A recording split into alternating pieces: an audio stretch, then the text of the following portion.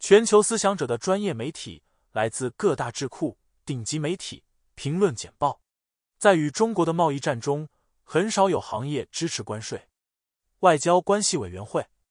拜登政府将决定是否继续特朗普政府根据1974年贸易法第301条对中国商品征收关税。这些关税被认为通过防止不合理的低价中国商品和促使公众意识到购买国内生产的产品来支援美国制造业。然而，在关税审查第二阶段的1400份意见书中，只有 22% 支援继续征收301条款关税。人们担心对美国企业和整个经济的伤害。关税的支援者声称，他们增加了对美国制造商品的需求，并创造了供应安全，鼓励公司减少离岸外包，同时阻止消费者购买外国制造的产品。然而，保护主义的成本是分散的，利益集中在少数几个行业，成本主要由美国消费者承担。关税也违背了国会将其大部分关税权力下放给总统的目标，这是为了避免被少数发生的行业所俘虏。关税的各个方面也受到对基联保护主义的担忧的挑战，这可能导致跨行业投入成本上升，以及美国反倾销法与301条款关税重叠。当被要求续签反倾销反补贴税订单时，中国政府称301条款关税是违反世界贸易组织规则的单边贸易措施。拜登政府在考虑是否继续只收关税时，必须权衡整个美国经济的需求与少数行业带来的好处。普京的危险，莫斯科的精英们。外交事务，政治专家表示，与乌克兰的战争意味着对俄罗斯总统弗拉基米尔·普京的一些连任预测不确定。这场战争在俄罗斯精英中造成了一段不可预测的时期和前所未有的意义。虽然人们相信普京仍将在2024年3月赢得第6次选举，但结果是否会像前4次一样全面还不太确定。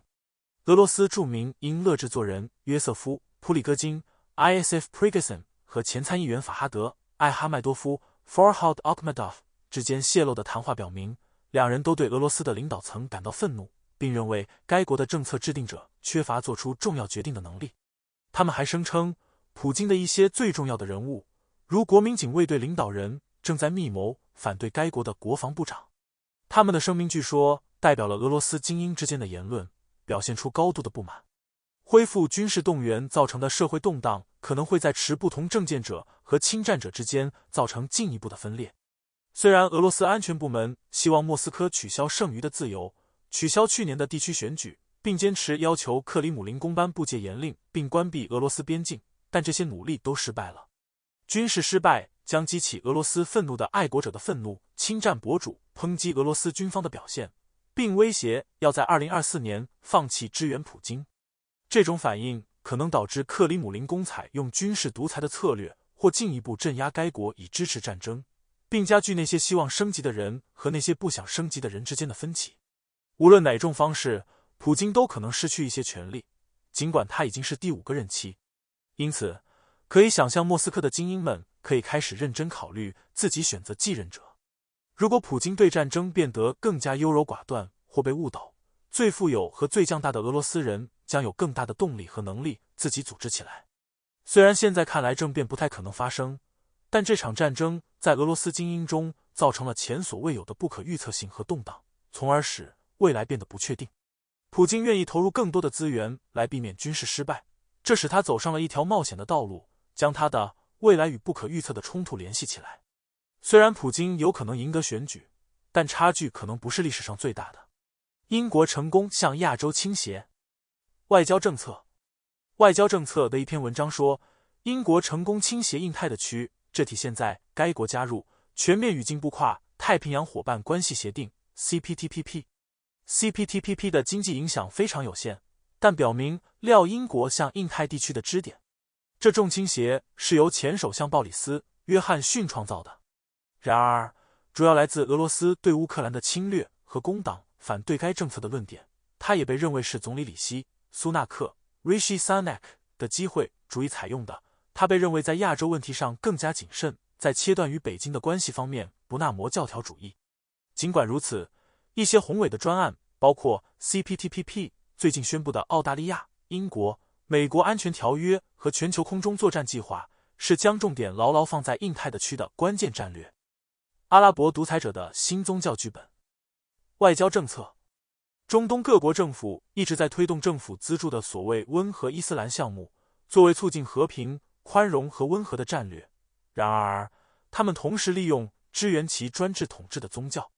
这些倡议被宣传为促进该的区宗教间和谐的机制，在过去10年中，在整个中东地区变得越来越普遍。然而，尽管表现出宽容和温和的形象，但许多政府利用宗教来支持他们的专制统治，使镇压合法化，限制公民的自由，并为国外的侵略政策辩护。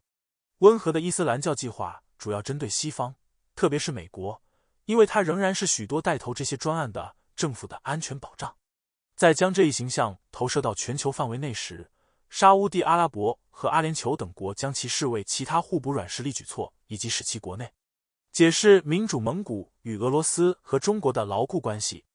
外交观。蒙古的外交政策继续重视与中国和俄罗斯保持牢固的关系，尽管这两个国家的威权政权日益强大，中美经济紧张局势的压力。这一立场植根于3个经济体的相互联系，特别是在能源领域，蒙古希望成为其2个重要邻国的过境伙伴。蒙古与中国和俄罗斯的关系基于历史和文化联系，但乌兰巴托也积极与第3邻国国家接触，以最大限度地提高外交政策灵活性和经济实力。然而，蒙古的治理并没有跟随其专制邻国的趋势，而是坚持民主价值观和原则。这重对民主的承诺值得承认，并加强了蒙古在区域和全球安全方面的独立发言权。华盛顿需要对海地采取民主优先的方法。外交政策。全球脆弱性法案 GFA 旨在重新定义美国对全球脆弱和动荡国家的反应。然而，该战略及其10年计划有可能错过海地冲突的关键驱动因素。目前，美国的战略概述了2个目标：第一个是推进反应迅速和负责任的治理和安全；第二，支持参与和繁荣的公民，并建议与海地国家远景合作，在全国范围内制定和实施安全计划。然而，海地只有1万名远景来处理安全问题，低于2021年底的16000名。据估计，太子港由帮派控制的领土面积为 90%。使问题进一步复杂化的是，公众认为陷入困境的海地总理阿里尔·亨利 （Ariel Henry） 是非法的。他未能兑现选举承诺，并被视为试图巩固自己的权利。美国需要将重点转移到促进民主过渡上，以避免支持不断恶化的警务局势，没有明确的改善途径。支援蒙大拿协定将导致新的民主政府将是采取更积极主动的方法的良好开端。美国有机会在海地有所作为，国会承认海地的不稳定局势和美国过去干预的失败。GFA 应该以这重任实为基础，为一个重要的邻国设定和平与繁荣的道路。美国可以利用其影响力，迫使其政府坐到谈判桌前，无论是通过蒙大拿协定，还是通过推动他们设定时程表并在今年举行选举。然而，目前的战略有可能以牺牲民主为代价，强调安全。美国有可能错过将重点转移到积极主动并在海地做出真正改变的机会。克里米亚已成为弗兰肯斯坦的怪物。外交政策。乌克兰政府内部正在出现分歧，即乌克兰是否应该将重新征服克里米亚作为其战争努力的不可谈判的目标，或者是否应该准备考虑至少用俄罗斯对半岛的临时控制权换取俄罗斯在其他地方的让步。这个问题也是西方政府关注的问题。他们担心克里米亚周围军事紧张局势的升级可能导致俄罗斯使用武力，导致核战争。国际危机组织表示，乌克兰军队的攻势可能会切断俄罗斯和克里米亚之间的陆路，这增加了局势的紧迫性。沃洛德米尔·泽伦斯基总统在支援停火、将克里米亚留在俄罗斯手中方面可能非常困难，因为这一立场遭到了相当大的反对。绝大多数乌克兰人认为克里米亚应该归还乌克兰，但克里米亚人民和平重返社会的措施仍不清楚。根据去年9月进行的一项调查，58%的乌克兰人回答克里米亚必须返回乌克兰。然而，在克里米亚问题上的两种立场与俄罗斯谈判和平之间的一个显著区别是，那些认为克里米亚必须归还乌克兰的人大多是公开表示的，而没有一个妥协的宣导者愿意这样做。可能是因为害怕被乌克兰安全部门贴上叛徒的标签。国家对电视的控制，加上对印刷媒体的压力，正在促成一位乌克兰分析家所说的沉默螺旋，其中许多人私下持有的观点在公开场合完全不存在。计划中的乌克兰攻势可能会将乌克兰军队带到克里米亚边境，导致越来越多的人呼吁与俄罗斯达成某种形式的临时领土妥协，并威胁要减少西方援助。乌克兰安全与国防委员会秘书奥列克西·丹尼洛夫表示，如果泽连斯基提议基辅和莫斯科之间的和平谈判，那么他将政治自杀。现在是美国加入国际刑事法院的时候了。外交政策，国际刑事法院 ICC 对俄罗斯总统弗拉基米尔·普京发出公开逮捕令，这是国际刑事法院第二次对现任国家元首这样做。尽管普京不太可能出庭，因为他是俄罗斯公民，俄罗斯不是国际刑事法院的成员，但逮捕令标志住俄罗斯和乌克兰之间持续紧张关系的重大发展。美国尚未加入或承认国际刑事法院的管辖权，尽管它是基于规则的国际秩序的宣导者。国际刑事法院的成立是为了追究个人对战争罪、种族灭绝和其他严重国际罪行的责任。出口管制和无形商品。战略与国际研究中心对包括间谍软体和人工智慧系统在内的无形商品的多边控制需要升级。无形商品本质上难以界定，其复杂性和潜在影响各不相同，这给传统的边境检查带来了挑战。国际合作伙伴之间对数据是否是商品，以及如果是，谁拥有它缺乏同意，从而产生了问题。可能需要一个新的出口管制制度，因为对软体等有形和无形货物的现有出口管制往往将它们与硬体或国防目的联系起来，这给控制依赖于这种已经公开可用的数据的开源人工智慧系统带来了挑战。各部委和机构呼吁扩大管制清单，以便对无形商品本身实施管制。瓦森纳安排是多边控制的主要工具，旨在取代其冷战前身 Qualcomm 颁布的对武器和两用物品的控制。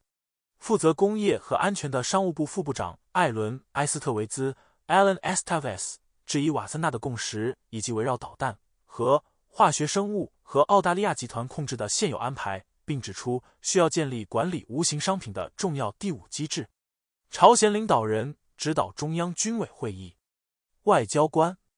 朝鲜在美韩军事演习引发的激进立场导致其军方仅在今年就为朝鲜劳动党中央军事委员会 WPK 举行了第6次全面会议，这引起了首尔和华盛顿的关注。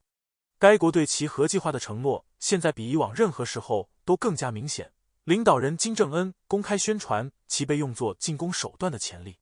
随着太阳日，紧张局势可能会进一步恶化。太阳日标志住朝鲜国家创始人、现任领导人金正恩的祖父金日成的生日，将于4月15日庆祝。谢谢收看评论简报。